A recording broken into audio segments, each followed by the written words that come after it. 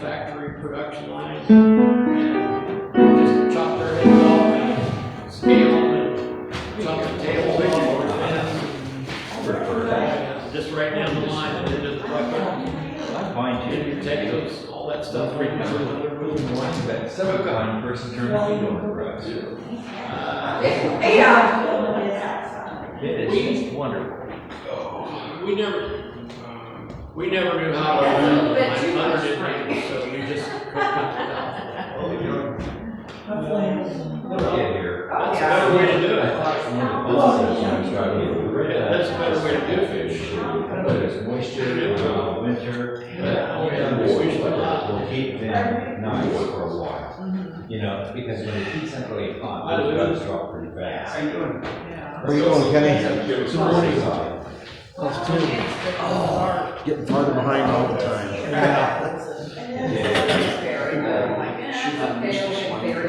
Either I'm getting more stuff to do or I'm getting slower to do it. I'm not sure. Maybe a little bit of both. Yeah. I've also thought about getting a Hallmark berries and all that stuff. Hey, Kenny. About what's my increase on the product. I should have said a long time ago.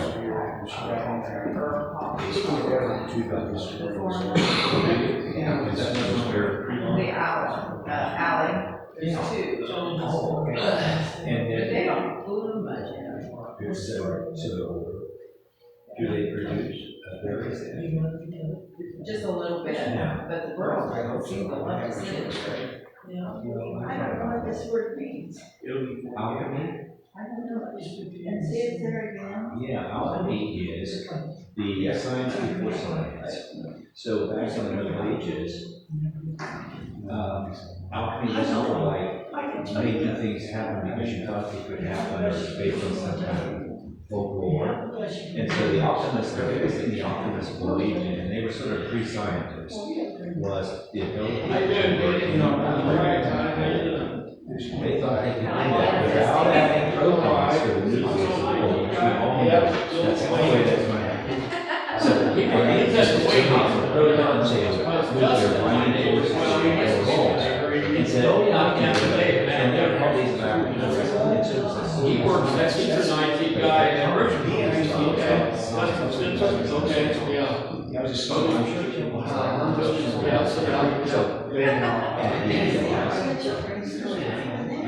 He's trying to walk me, it's not even.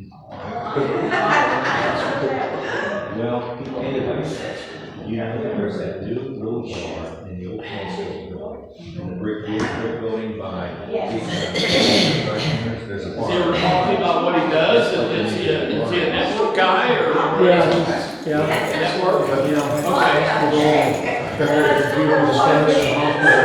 Yeah. We had 60 computers in that Ford plant there in Connersville. I imagine the hospital. We were talking about the cars. Oh, they got Is that right? hundreds. Oh, they got hundreds? Each room and everything. Oh, okay. All right. Well. Yeah. You're glad you've got a local area network and all that stuff. Everything's tied together.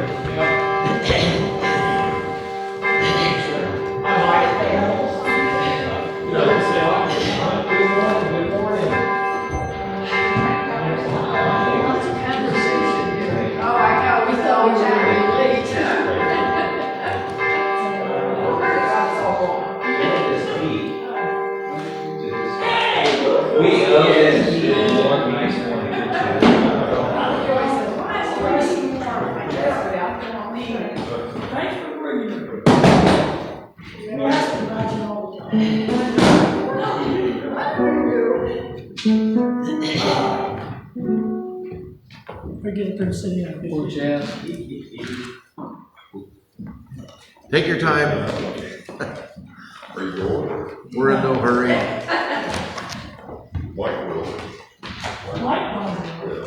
All right, welcome to First Universalist of New Madison on this chilly spring day, nice and sunny. The daffodils are kind of dying out. I had a few tulips left, and I see the ones I planted out here were pretty puny, so maybe I need to put fertilizer on them for next year. maybe that gravel and whatever they're in just doesn't have there much. They're in their first year, that's why. Maybe that's why, because the ones I've got at home that have been there for years are 3 times that size. So, but we'll plant some more as we go along. All right, do we have any announcements? We're going to have a board meeting coming up. Some of the things we're going to consider is we need to think about some kind of a sound amplifier speakers. We tried the overhead speakers before and they clash with the Facebook broadcast. You get a reverberation. So we need to look at either bringing the speakers down here so the same sound goes out. I tried the one Sunday, and maybe we can try that again. One of those karaoke things you buy at the Walmart, and people didn't seem to like that very much. But that's a possibility. If we can get Emerson to help us out, maybe get a little bit bigger speaker, a little bit, because we don't need a lot of amplification. If people are sitting toward the front, we just need something to help out a little bit. What if you tied in these instead of speaker right here with this? What's that? What if you tied in these instead of speaker right here with the camera? Maybe we could put that. That's what I was saying. We could bring that speaker and put it out here so it projected forward. Because what happens now, the speaker's up on the ceiling and it projects here and then it goes back again, and that's what gives us a 2-second or millisecond delay. And that was the trouble. A lot of places have the headphones that people can wear, and I tried that. I can get those for like $5 or $6, and they're a Bluetooth thing that broadcasts. But the trouble is they could hear me talking, and then a millisecond later they'd hear it in the headphones. Yeah. So that's confusing too. So somebody somewhere has figured this out, so we don't have to spend a lot of money doing it. So anybody that has any suggestions or contributions, let us know, because we want people to be able to hear. I mean, that's the important part. All right. Anything else? I'll talk to Emerson when you're ready to talk to you. Okay. No problem. Well, I think Emerson could help us. Just put a speaker here in front, and even if we go up to the electronic shop up here, or even, we can look on Facebook and find a used speaker. We don't need anything fancy. We just need, and we have the broadcast, the amplifier. All we need to do is hook it up to a speaker up here instead of out there. So we'll see what happens. Okay. All right. Today we are doing, I don't know how this happened, and this is not a very good picture. Somehow I got into alchemy, and I'll explain it as I go a little bit along. Alchemy is, if you're familiar with that, it's like a protoscience. It's the beginning of science. It actually started during the Egyptian times, and it's basically what most people know about it is you try to turn lead into gold, kind of the Rumpelstiltskin thing, spinning gold. And it went in lots of different directions, as is everything that happens with the human mind and human imagination. So that's what we're going to be talking about today. Our prelude, I will arise and go to Jesus.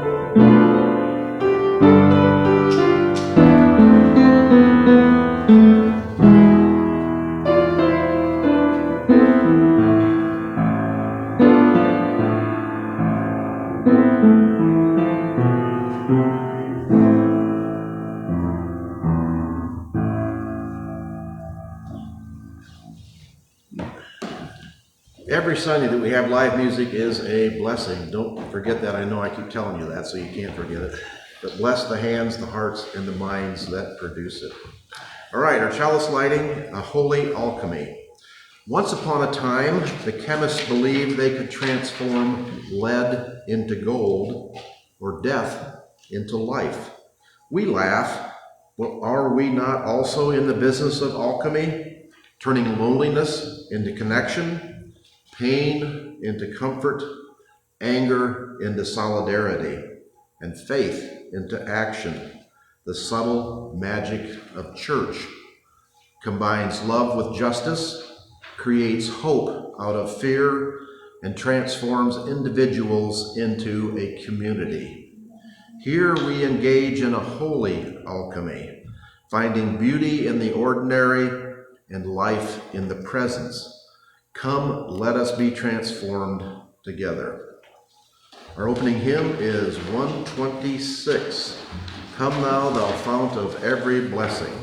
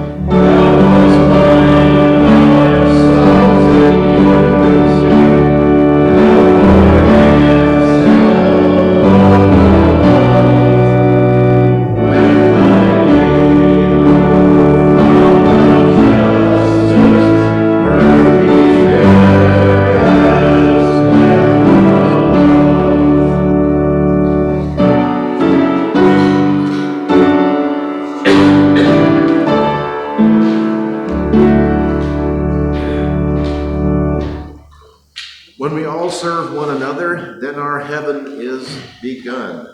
Good line.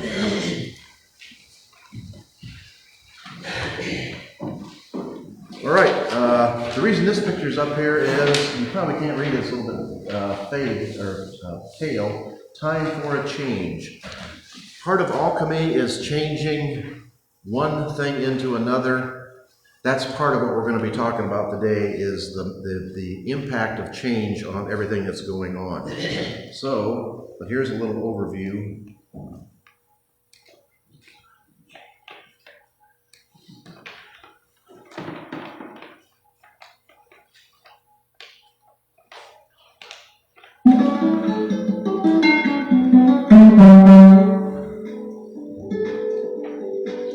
before chemistry was a science, there was alchemy. One of the big goals of alchemists in the Middle Ages was to discover the Philosopher's Stone, which was said to be able to convert base metals like lead to precious metals like silver and gold. Alchemists tried all sorts of ridiculous experiments in order to find it. Sadly, the Philosopher's Stone wasn't found for hundreds of years, and the idea of a magical artifact that would transform lead into gold was dropped eventually. But this wasn't the end of the story. Modern scientists actually discovered 2 Philosopher's Stones in the 1930s. Less poetically, we call them particle accelerators and breeder reactors nowadays, and instead of lead, mercury is often used as a suitable starting element. Mercury 196 can capture a moderated slow neutron produced in a nuclear reactor, which yields mercury 197. This mercury isotope is unstable and decays to gold 197 by an electron capture process. Since mercury 196 with 0.15% is the least common mercury isotope, it seems natural to search for a procedure to convert the other mercury isotopes to gold too. At this point, the particle accelerator comes into play. Particle accelerators can produce high-energy neutrons, which allow it to eject neutrons from the nuclei of higher isotopes of mercury to produce mercury 197.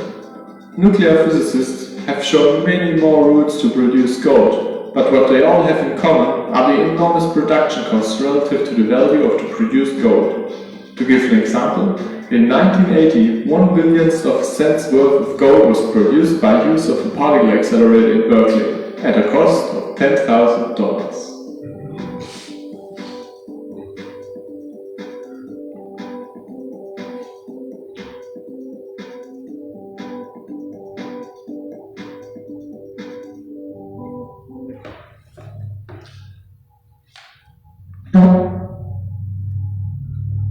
All right, did you understand that? That was a kind of a brief overview of alchemy. Alchemy is actually possible. You can turn mercury into gold. What is the problem? Expensive. To get 5 cents worth of gold took $10,000 worth of electronic equipment and time and energy. So it can be done, but it's not physically feasible. It's not economically feasible to do it. But it is an interesting idea that the concept of turning lead into gold, or in this case, mercury into gold, is actually possible to do. And this is part of the whole process of change. Change can be difficult. It can be, sometimes it's change that you want, and sometimes it's change you don't want. So, okay, joys and concerns. We have our standard sunflowers, Ukraine. How many saw the news last night? What did the Congress do just yesterday? They voted the money to go to Ukraine. Not only Ukraine, but also Taiwan and also Israel. And how did this happen? The leader of the legislature basically made a deal with the Democrats, so it was a bipartisan deal. And what was the result of that? If you paid attention, the far right, more conservative Republicans want to throw him out of office. So we'll have to see what happens with that. I'm beginning to think some of these people are on the pay of Russia. Everything they do wants to benefit Russia and go against anything that Russia doesn't want. Who would have thought 10 years ago or 20 years ago that our paid legislators would be working for another country? It's just mind-boggling. Okay, Israel, the situation there. The Iranians launched an actual attack against Israel, but it was basically blunted and nullified. Like 99% of the missiles they shot down, which was a surprise they sent that many. So the Israelis kind of did the same thing. They attacked a Russian nuclear plant, but they didn't actually hit the plant. They hit an airfield surrounding the plant, which was kind of a little psychological trick. It says we could have hit the plant if we wanted to, but we're just giving you a heads up, a warning not to do what you did again. And of course the Iranians can save face by saying we defeated the Israeli attack. So once again, the little dog and pony show goes on, it seems, everywhere. Let's see, maybe light a few candles. Anybody have anything they need to bring forward? Yes. Going along with your science theme, I heard this morning on the CBS program that Dr. Higgs had passed away. Oh, Higgs Higgs boson. Yep. And he passed away, I think, at 94 this past week. So that's certainly a major scientific discovery. And that's interesting, and we can say science progresses on as we make things in science, but the acceptance of science seems to be going backwards. We have more and more people saying unscientific things and believing unscientific things and denigrating. When they come out and tell you what you have to do to prevent a virus and get a vaccination, more and more people are saying, I don't believe that. And it's the facts stand right in front of it. You are more likely to die if you vote Republican than if you vote Democrat. That seems kind of strange, but if you look at the death statistics in red states versus blue states, that is actually a true statistic. And it goes on your beliefs and what you follow through with. Haiti, we haven't heard much about Haiti, but we know it's still in terrible shape. And El Dorado is, yes. Oh, I'm sorry, but I just, going along with what you were talking about before, I don't know if you've seen that the Russian news agency really loves Marjorie Taylor Greene. Yes, and that's kind of what I was. And I think that Russia's a good place for her. Moscow wanted her, I guess you can call her now. And she has basically said that there's no reason that Russia shouldn't take the Ukraine, and said, basically by giving Ukraine money, we're killing Ukrainians. This was her rationale. And it's not the Ukrainians that are killing Ukrainians, it's the Russians that are killing Ukrainians. And we're trying to prevent that. So I do not understand that. We're going to light a candle for Margaret. Margaret hasn't been here for almost 2 months now, I think. And we get a couple of emails back and forth, and I know she's having some difficulties. So if there's anything anybody knows that we can do to help Margaret, let us know. Other than that, just keep Margaret in your thoughts and hope that her life progresses and improves. She also has 2 concerts coming up this coming week, I believe. Ah, yes. Yeah, she did send us that. And did you have the information on that? I didn't bring it with me, but I think she sent it to a good number of people. So does anybody, after, I've got it on my phone somewhere on the email, and I can't pull it out now, but I'll get it after church. Okay. And actually what I'll do is, before I turn the Facebook off, I'll look it up and announce it on the Facebook thing, so anybody that's watching. 2 more free concerts. She was really blessed. They stopped the concert at the college down there, and now they've reinstituted those and started them up again. And that is really a tremendous service to the community. It's a free concert and free parking. So if you have the time and the inclination, be sure and take part in that. All right. I don't see anything else here. And I know. Well, I'll kind of go into this a little bit later too, but you all know the saga of the 2 homeless girls that I'm trying to figure out what to do with, and that's part of the whole change thing and part of the whole alchemy thing. One of them was arrested for drug possession, and I don't know whether it was drug possession now or drug possession that she did in the past that she didn't appear in court, but she's in jail, and they're asking me to bond her out. The bond is $10,000. And actually, if it was my family and I knew they would appear in court, I would actually do that. But for somebody who didn't appear the last time, and if she doesn't appear in court, then the $10,000 is gone. I think she's going to be in jail for a while. So we'll have to see how that works out. But a candle for her and her housemate, her significant other, they don't know what they're doing, basically. And I'm just hoping to find him another place to go. So anybody has any suggestions, let me know. All right, 1 final candle for all those problems that you can't bring forth, maybe that you don't even know are there. The church as our community is trying to be there for you. So let us know if we can help in any way other than bailing you out of jail or giving you lots of money. Okay. The message is alchemy. Alchemy was born in ancient Egypt, where the word chem, K-H-E-M, was used in reference to the fertility of the floodplains around the Nile River. Egyptian beliefs in the life after death and the mummification procedures they developed probably gave rise to the rudimentary chemical knowledge and a goal of immortality. The power of the priests' control over the afterlife.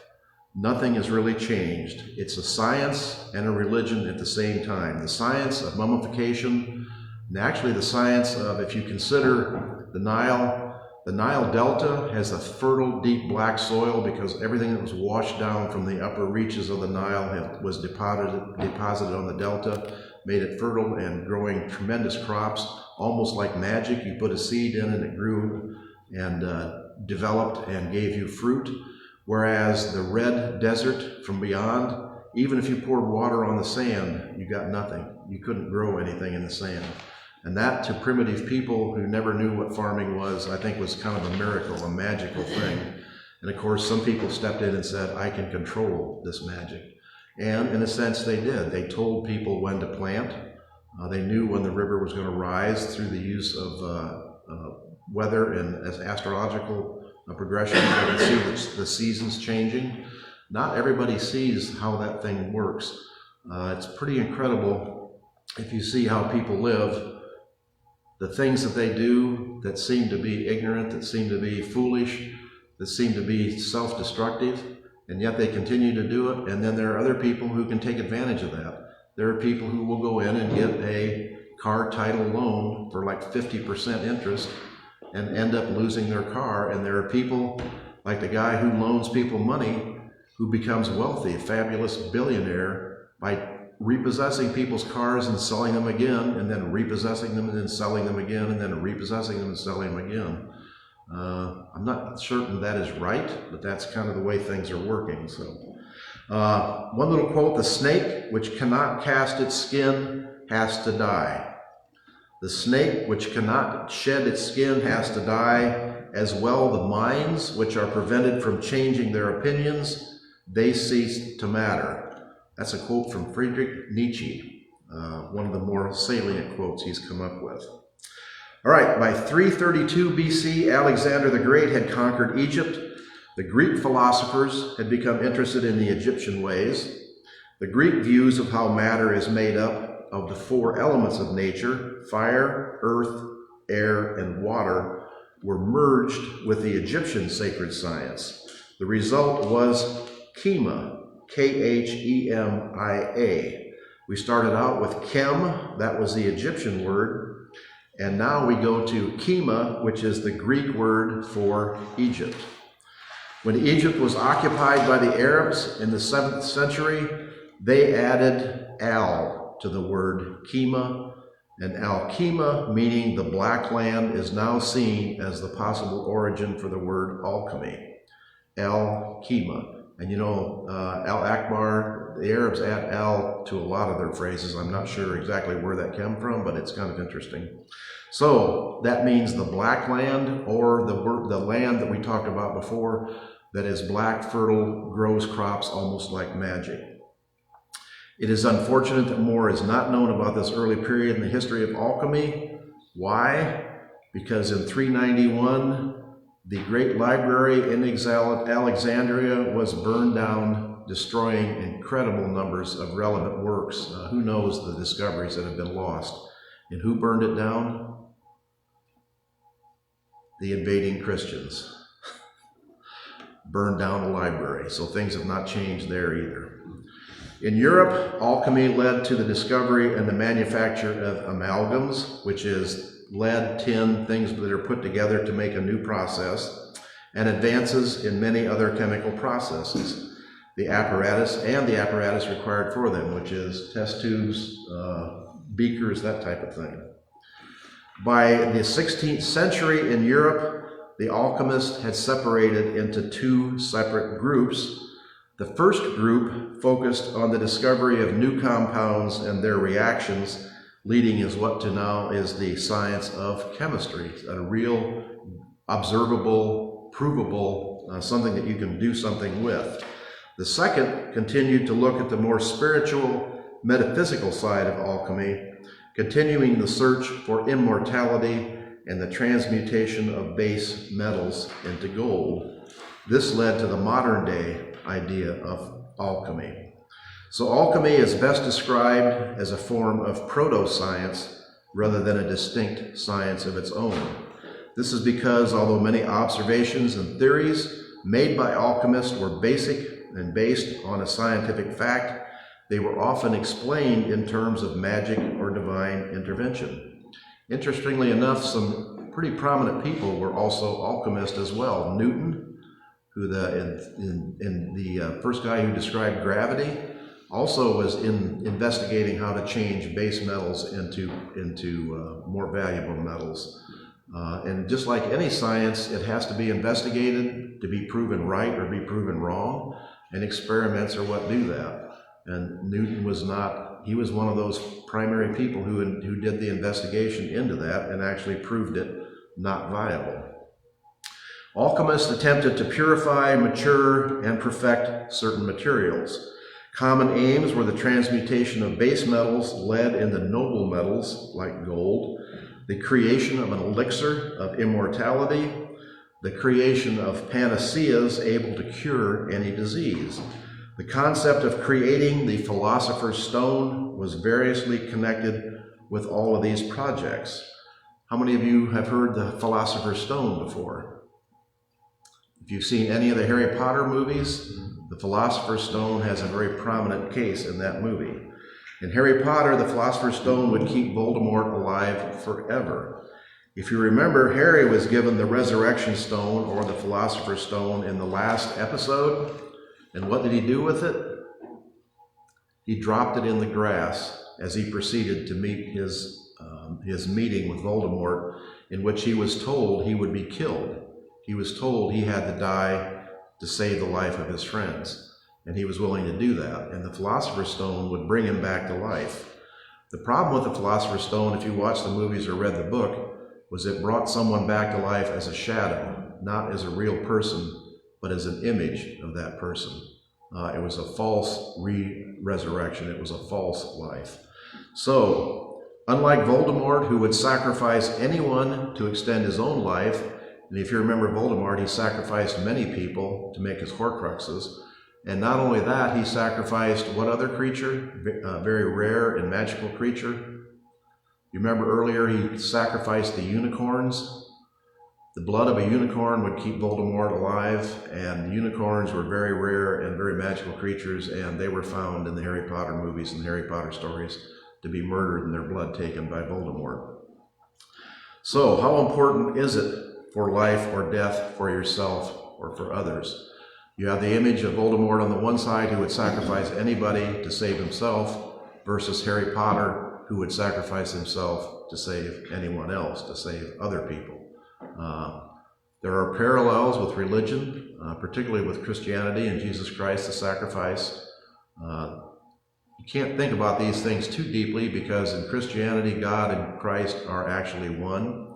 So God killed himself to save other people, which is a little strange to think about it. And then what did God do? God told you if you don't follow his ways and do what he tells you to do, he's going to suffer. He's going to make you suffer eternal damnation. So if you lay it out in a different way, it's not exactly as pretty as it comes across in the initial understanding. All right, but that is how we're getting into change and how we're getting into salvation and life and death. They interviewed over 150 non-Jewish adults who lived in Europe during World War II and are currently living in the United States and Canada. The participants fell into one of two categories: rescuer or bystander. The rescuers were those who helped at least one Jewish person and did so at great personal risk with no expectation of a reward, and had not previously been recognized or honored for their actions. Bystanders, in contrast, were people who lived in close proximity to rescuers and to the people who had been rescued, but stayed out of the rescue efforts. So you've got two kinds of people: the people who step in and help other people, even at risk to themselves, and the people who don't want to be involved, who stand back and watch no matter what happens. Why am I bringing this up? It's kind of a side trip for me, trying to turn base items into a more valuable commodity, as are we all. In reading about change, I ran across the rescuer personality, sometimes described as a defective personality, a need to be needed. It degenerates into enabling, which can be negated by tough love. And the reason I'm bringing this up is I have kind of realized as I was going through this that I am a human alchemist. I am trying to change people who are not very good people into better people. And I'm not having very much luck at it. As is the history of alchemy, my base metal, my base material that I'm starting with is resisting all of my attempts to turn it into gold. I'm not giving up. And we're still going to be looking at ways to see if we can do that. And I'm not suggesting that anyone else give up. There's some other quotes I've got for you later. But part of that resistance, part of the reason people don't become better people, part of the reason lead doesn't become gold, is a fear of change. This is where we start getting into the change thing. The fear of change, or metathesiophobia. Metathesiophobia is a phobia that causes people to avoid changing their circumstances due to being extremely afraid of the unknown. It is sometimes associated with the fear of moving, also known as tropophobia. So, why don't people change? There's a number of motivations for change. Hit bottom is one that we all know about. That's with alcohol or drugs. The trouble with hitting bottom and then transforming your life is now, in these days, when you hit bottom, you're usually dead. When you hit bottom with a drug overdose or blacking out on alcohol, you usually don't come back. And it's not just overdoses, it's also chronic, untreated, what they call comorbidities. People who take drugs have hepatitis, they have AIDS, there's all kinds of diseases that go along with taking drugs. These will kill you almost as fast as the drugs. So, they have a motivation to change. You're liable to die, but it doesn't seem to be enough to motivate them to change. External rewards is another motivation to change. Money or praise. If you offer people money to change, if you offer them praise of a different lifestyle when they do good, just like for a dog or a child, you praise them when they do the right thing. For people who are lost in that kind of personality hell where they're addicted to drugs or alcohol, or maybe it's a mental illness, that, in my experience, has not been too effective either. I've offered, and this is not just the people who are addicted to drugs, it's some of the people who work for me who can't see, and maybe they are into drugs too, I didn't think about that, but who can't seem to show up more than 1 or 2 days, need their pay, and then disappear for a couple of days. Money, offering them more money does not seem to affect these people. You can offer them money to do the right thing and they will refuse to do the right thing. They will take what money they have and spend it on whatever incidentals, whatever things that don't seem to be too valuable. Once they're out of money, then they're back and asking for more work or more support. And I've offered cash for work like trimming bushes, carrying trash, bookwork, roofing, painting, demolition, concrete work, landscaping. I literally have tried to invent jobs for people to do. But they have avoided, they've shirked, they've lied, they've worked until they're unobserved, and then they quit working. I've got security cameras in places that shows when I leave the premises and go someplace else, they'll sit down and smoke a cigarette, or I can see when I left what the progress of the work was, and when I come back, there's no more work been done, but they'll tell me they were there working for that amount of time. So it's almost impossible to give these people, and I'm not trying to sound totally negative, but I'm still looking for the answer.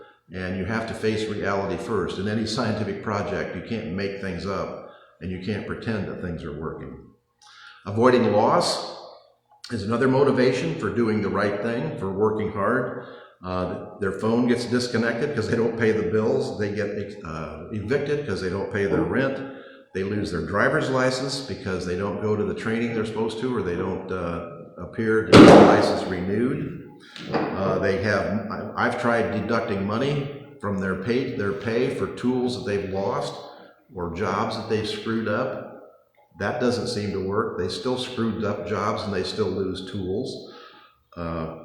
Other people is another motivation for doing the right thing, for changing. Sometimes people change for the approval of others or because of others. Sometimes if a mother or father tells them and gives them praise, that motivates them to do better. Evidently, I am not a mother or father figure because my approval and disapproval hasn't done anything. But it is still, these are still people who are human beings and need to find a better way to live. And I'm still looking for a way to do that, as is society at large. The whole probationary system, the whole jail system, jail and penitentiary was supposed to be penitentiary. You know the origin of that word, penitent. They're supposed to go and reflect on what they've done wrong and do better. That was the whole point of the penitentiary system. And we know that has not exactly worked out as we had hoped either. So, but some thoughts to keep in mind. Unless someone like you cares a whole lot, nothing is going to get better. Unless someone like you cares, nothing is going to get better. That's from Dr. Seuss.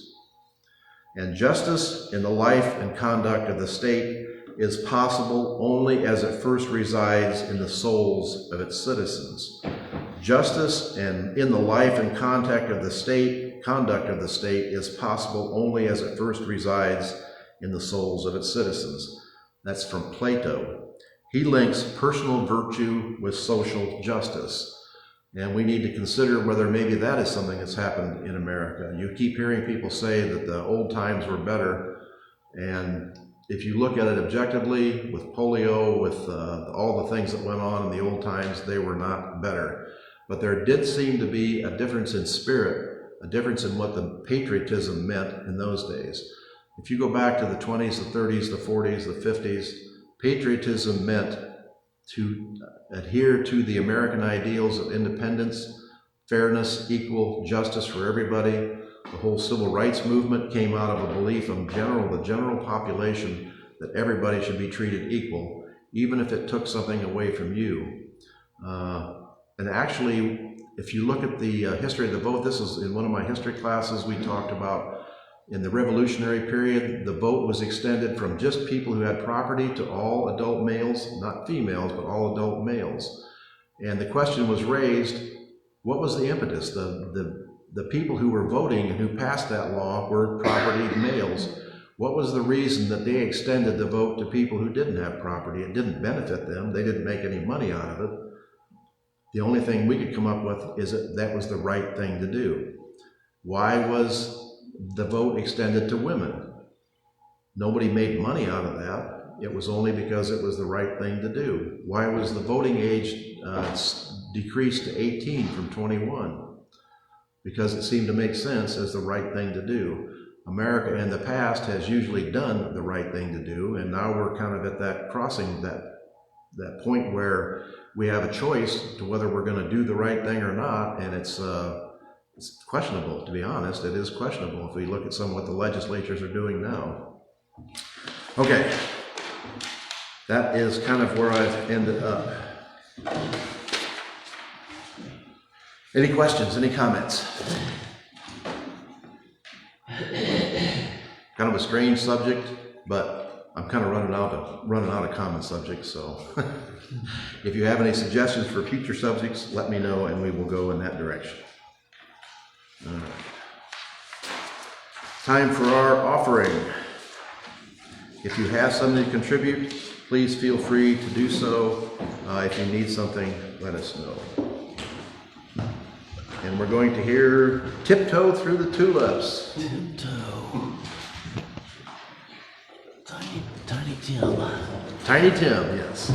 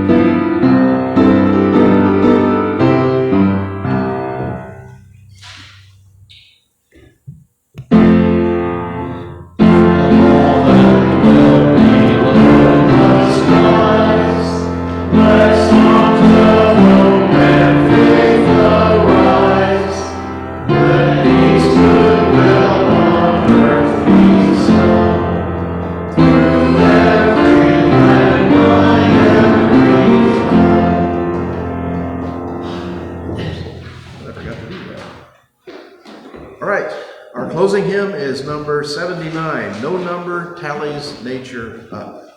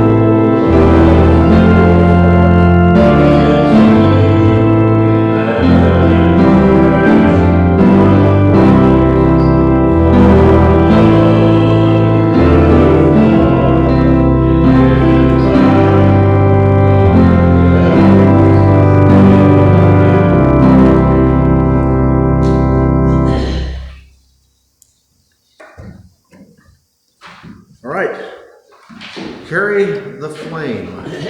The chalice is now extinguished, but its light lives on in the minds and souls of each one of you. Carry that flame with you as you leave this place and share it with those you know, with those you love, and most especially with those you have yet to meet. Right, I'll leave a candle there.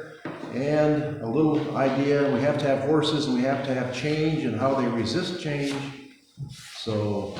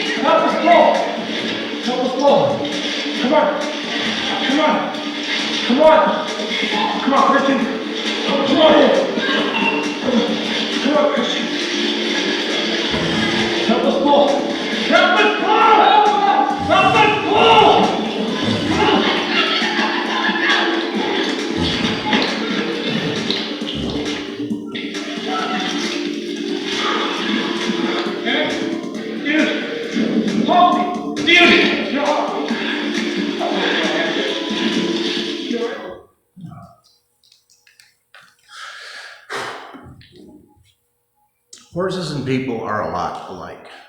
Sometimes you can have bunches of people pulling and pushing and slapping and cajoling and doing everything, and they persist in staying in the fire. Don't stay in the fire, but don't stop trying to save that horse. All right, there's donuts and good coffee. Have a good week, and we'll keep Margaret. Anybody that has any information on Margaret, please let us know, and I will look up the the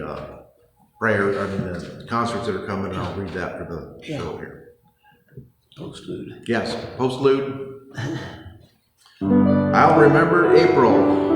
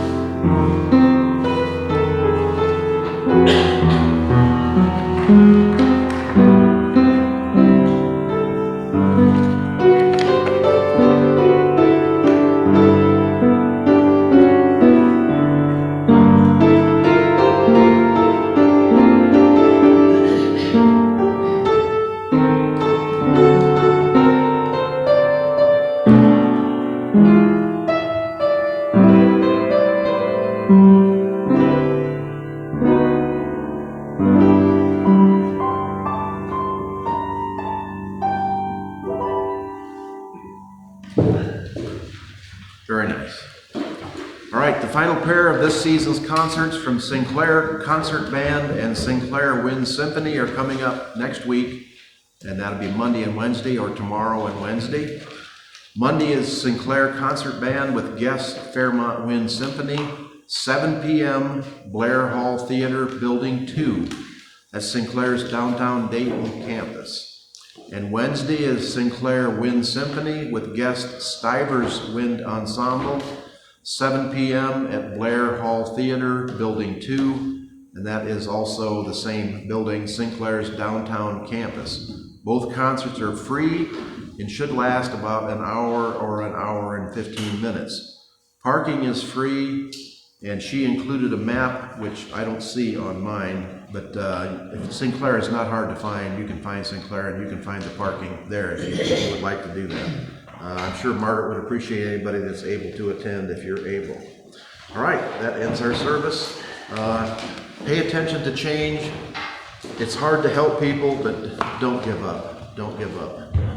All right.